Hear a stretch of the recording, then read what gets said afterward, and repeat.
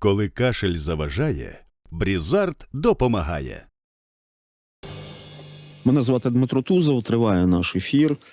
І я обіцяв інформувати, що ж відбувається на цій зустрічі. Вибачте, не на зустрічі, під час телефонної розмови. Я думаю, що це закритий канал між Дональдом Трампом і російським диктатором Владимиром Путіним. Ну, з того, про що зараз є інформація, CNN повідомляє про те, що ця зустріч проходить, вже дивлюсь на годинник, вже 1 годину 37 хвилин. Вона почалася о 16 годині за Києвом. Ось, і керівник апарату Білого дому Ден Скавіно, ну, звісно, в мережі X, а де ж ще, повідомляє, що нібито ця розмова проходить добре. Наскільки це добре відповідає нашим національним інтересам, подивимось, звісно. І я, до речі, проанонсую. На сьогодні наш фінальний слот ефірний, який розпочинається о 18:30, буде саме цьому присвячено. Тобто, що ми зробимо? Ми зберемо докупи всю інформацію, яка буде на той момент, і, власне кажучи, будемо робити вже певний аналіз цієї ситуації. Ну, що б там не говорили Трамп із Путіним, нам своє робити. Ми продовжуємо наш збір на РЕП-системи, на протидію російським дронам оптиковолоконним, шановні, і допомагаємо також відновлювати поранених бійців. Реквізити в описі до цього відео. Підтримайте, будь ласка, і підтримуйте цей збір. Прошу вас. Тепер ще одна тема, яка також може бути актуальною для України. Як вам відомо, третього президента Грузії Міхеїла Саакашвілі засудили, йому вліпили 4 роки 6 місяців ув'язнення за, як сказано в рішенні суду, незаконний перетин грузинського кордону в жовтні 2021 року. Рішення виніс суддя Міхеїл Джинджолія. Про це повідомляє Радіо Свобода, те саме Радіо Свобода, яке залишилось зараз без фінансування, як вам відомо. А телеканал Мтаварі пише, що екс-президент, ну, я б точніше казав, третій президент Грузії, хотів бути присутнім на судовому засіданні і виступити з останньою промовою, але йому цього не дозволили. На зв'язку з нами зараз Гігі Угулава, грузинський політик і мер Тбілісі в 2005-2013 роках. Пане Угулаво, я вас вітаю в ефірі. Добрий вечір. Скажіть, будь ласка, ви розумієте українську мову, вам буде зручно, якщо я українською буду говорити? Ви знаєте, я понимаю, ну, иногда не так уж хорошо, но вот сейчас вот я вас слушал и практически все понял. Дякую. Поэтому, к сожалению, я не знаю украинский язык, но понимаю и все собираюсь, и я надеюсь, что обязательно выучу. Гігі, дякую вам, дякую. Гігі, скажіть, будь ласка, а що сталося? Чому Міхеїлу Саакашвілі навіть не дозволили взяти участь в цьому процесі будь-яким способом, або особисто, або дистанційно з клініки, де він перебуває, і, власне кажучи, не надали можливість навіть, ну, сказати якісь слова на свій власний захист? Вы знаете, очень зверски звучит и выглядит, когда вот за пересечение, хоть незаконное пересечение границы человеку присудили 12,5 лет. В реальности ситуация намного хуже в правовом смысле. За незаконное пересечение границы Михаилу Саакашвили дали 4,5. Но абсолютно беспрецедентный был случай для правосудия. Даже исходя из тех стандартов, которые сейчас у нас в правосудии, потому что абсолютный контроль олигарха Иванишвили над судопроизводством, Михаилу Саакашвили суммировали различные эти, ему присудили там 3 или 4 обвинения и суммировали. То есть суммирование вот этих обвинений в правовом поле в Грузии не практиковалось уже где-то 15 лет. То есть минимум, когда грузинская мечта пришла во власть, они упразднили. Вы знаете, есть различные правовые системы, есть, где, например, в Соединенных Штатах суммируются, и потом выходят какие-то абсолютно фантасмагорические эти, как его, годы, там, не знаю, 50, 300 лет и так далее, и так далее. Вот где-то несколько месяцев тому назад грузинская мечта переменила закон, так что партизанский это никто не знал, и вот в суде вчера мы узнали, что несмотря на... То есть суммировали все вместе, что было уже присуждено Михаилу Саакашвили, вышло 12,5 лет.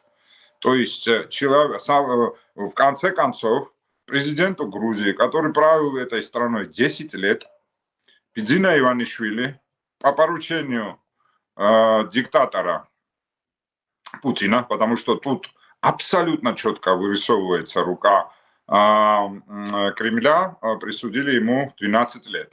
Мы все немножко иронически смотрим на это, потому что все мы понимаем, 12 лет Саакашвили не будет сидеть, потому что он будет сидеть ровно столько, сколько продержится Иванишвили. Но, с другой стороны, это очень опасное, так сказать, суждение, потому что уже вот 4-й год идет, Михаил Саакашвили сидит уже 4-й год, и, к сожалению, пока что нет конца и заточения 3-го президента. Абсолютно уже даже те, которые вы знаете, вот, потому что сам Саакашвили уже работает и действующий политик тоже в Украине, вы знаете, какова его натура. То есть его или очень любят, или очень ненавидят. Это такая его политическая натура. Почему я это подчеркиваю? Потому что те люди, которые даже его ненавидели, на протяжении вот всех этих лет, вот вчера, позавчера, когда вот этот абсолютно абсурдный, абсолютно политический приговор, после этого приговора даже все пришли в смятение. Те, которые не любят, всегда критиковали, и сейчас даже критикуют политика Саакашвили. Потому что первое, что ему присудили, когда Саакашвили покинул пост, олигарх Иванишвили оклеветал его, что он украл 19 миллиардов долларов. Сегодня, то есть вчера, ему 9 лет предъявили только из-за того, что он растратил эти деньги. То есть на протяжении вот 10 лет, когда он был президентом, и там такие вот вещи, например, когда президент Украины, тогда был президентом Ющенко, приезжал, он часто приезжал в Грузию, они дружили с Михаилом Саакашвили, даже он кум господина Саакашвили, они были в бане. Очень комично тоже, потому что никто вот эти все бухгалтерские отчеты, мы же могли там уничтожить. Да? 10 лет были, если там что-то такое, если такое контроверсиальное, могли бы уничтожить. Нет, вот даже когда вот Ющенко был в Тбилиси, они посетили вместе в баню, грузинские, вот тбилисские очень известные бани. И даже вот там были счет на мыло. Например, в обвинении венок, который положил президент к памятнику усопшего президента Качинского, который мы открыли в Тбилиси.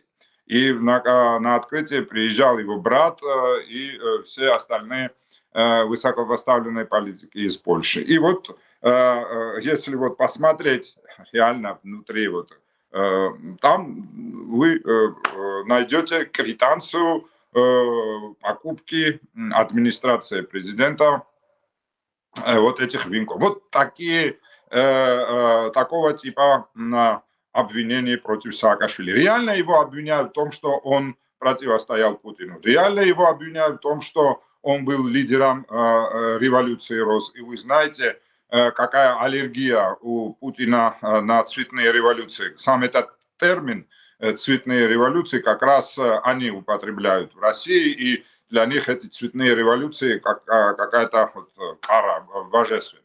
Божья кара. Поэтому его посадили из-за того, что он противостоял, когда в 2008 году Путин напал своей армадой на Грузию.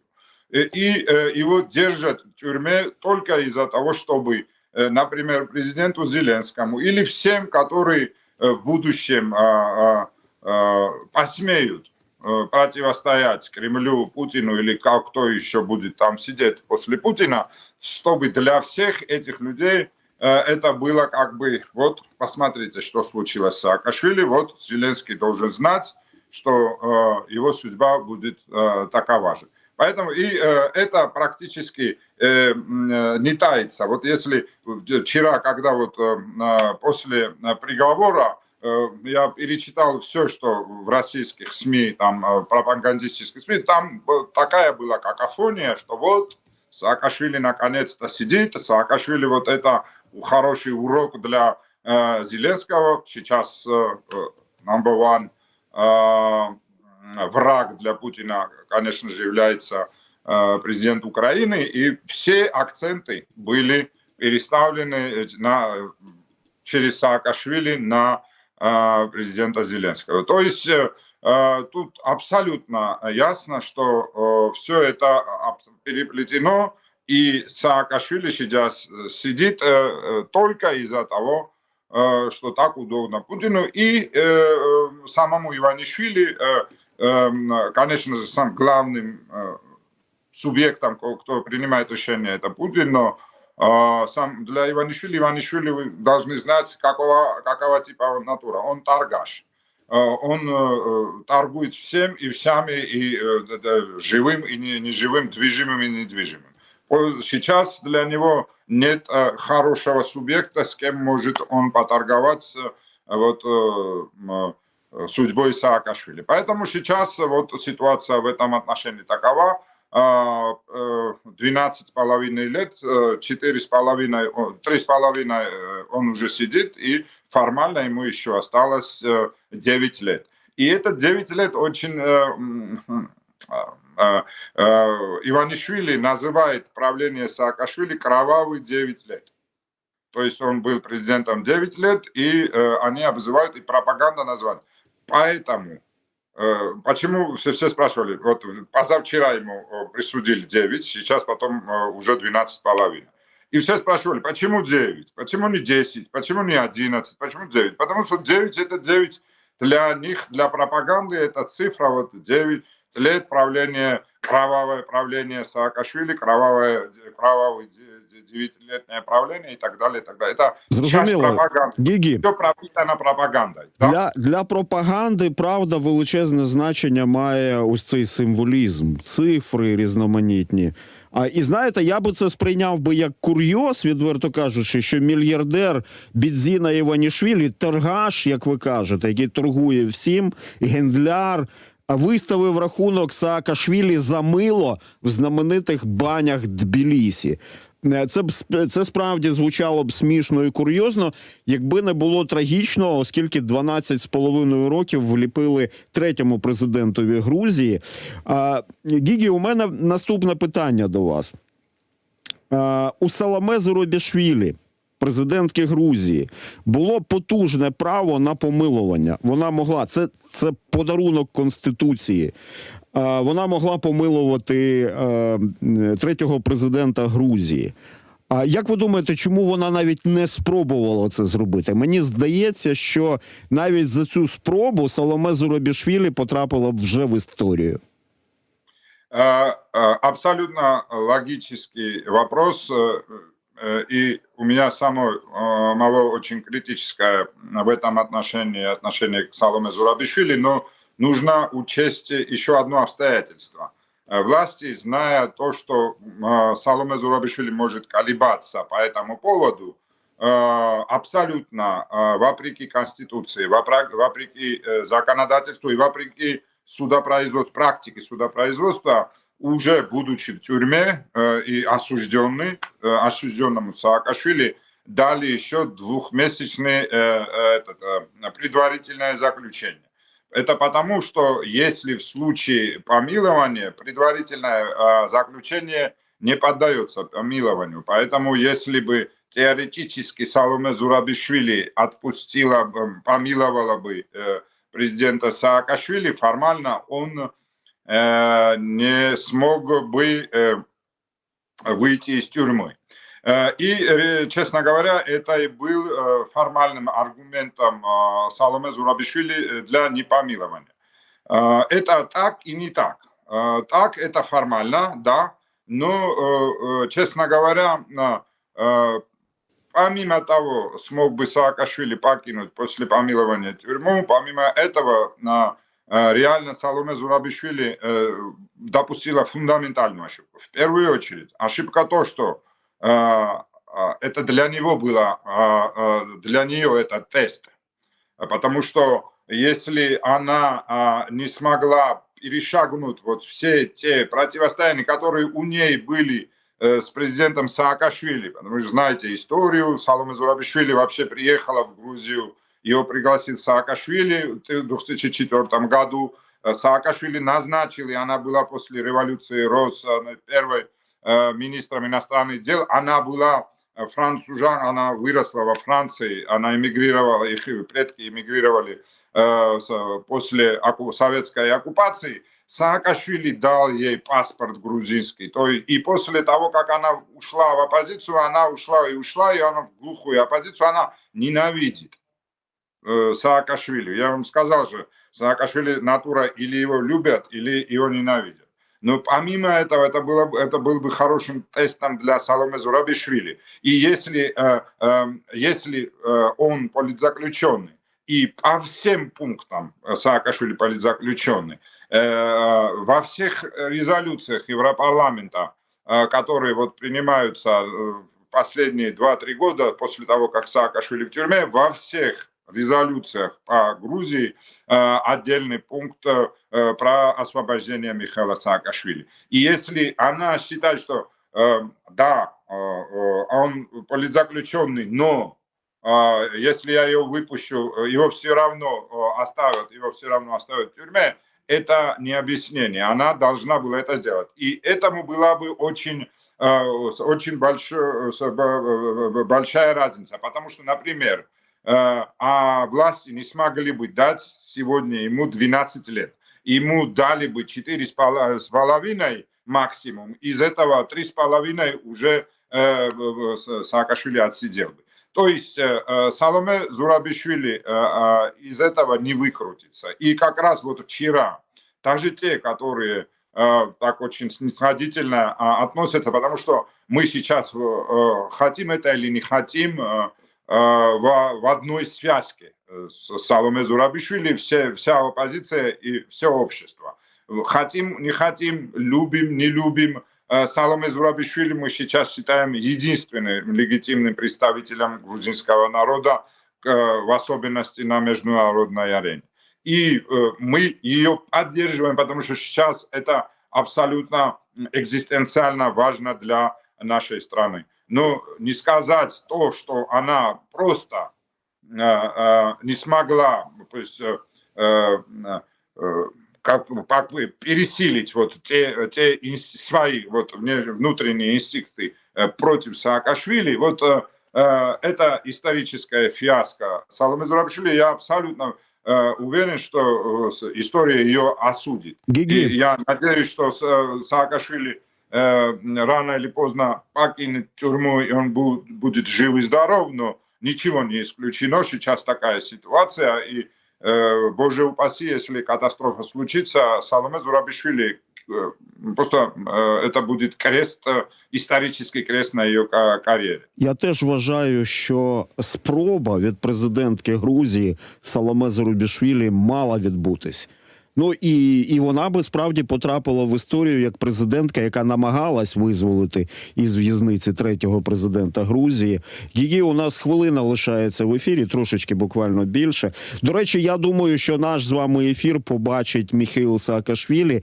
Він дивиться наші ефіри Радіо НВ. Він мені вже двічі надсилав листи з в'язниці, з ув'язнення. Тому я передаю від українців вітання третьому президенту і громадянину України, що дуже важливо. Громадянину України Міхеїлу Саакашвілі.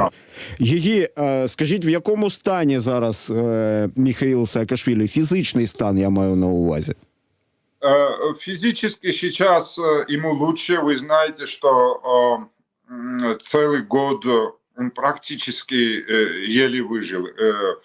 налицо было отравление, его перевели в тюремную больницу, он сейчас тоже там находится, он потерял вес, не знаю, где-то 50 килограммов, он просто выглядел, наверное, вы и украинская общественность видели вот те видео, когда он его показывал, ну, кошмарно он выглядел, и в физическом, в психологическом смысле он пересилил. Все это сейчас нормально, более-менее, но он все равно находится в больнице.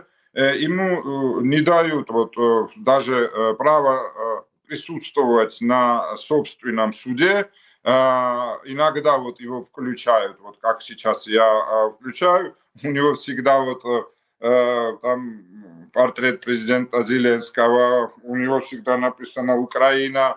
Он практически, честно говоря, он где-то 20-30% говорит про Грузию, и остальное время все про Украину, все про Украину. Сейчас он всецело поглощен Украиной, вот как, вот, например, последнее интервью он сказал, что вот он сожалеет, потому что вот мы все видим те проблемы, которые сейчас исходят в отношении с Соединенными Штатами. Мы все волнуемся, и он очень сожалеет, потому что он хорошо знает президента Трампа. Он 2 раза приезжал в Грузию, я сам тоже встречал в качестве мэра. После того, как покинувший президентство, Саакашвили жил в Нью-Йорке. Они там в 2014 году, до того, как он перешел в Украину. И они очень хорошо, они дружат, я сам свидетель того. И он всегда, вот сейчас, когда он вернулся в качестве президента, он единственное, что говорит, что если смог бы на слово, как он, не знаю, ну, он очень хоче, щоб как би помочь. Дякую. Знаєте, там, Гігі, дякую дуже. Ми маємо завершувати. Передавайте вітання Міхейлу Саакашвілі. Дякую вам, Гігі. Ви чудово розумієте українську мову. Шановні, Гігі Угулава з нами був на зв'язку. Грузинський політик, мер Тбілісі у 2005-2013 роках. Ну, тут що сказати, за нашу і вашу свободу. Підписуйся на канал Радіо НВ ось тут.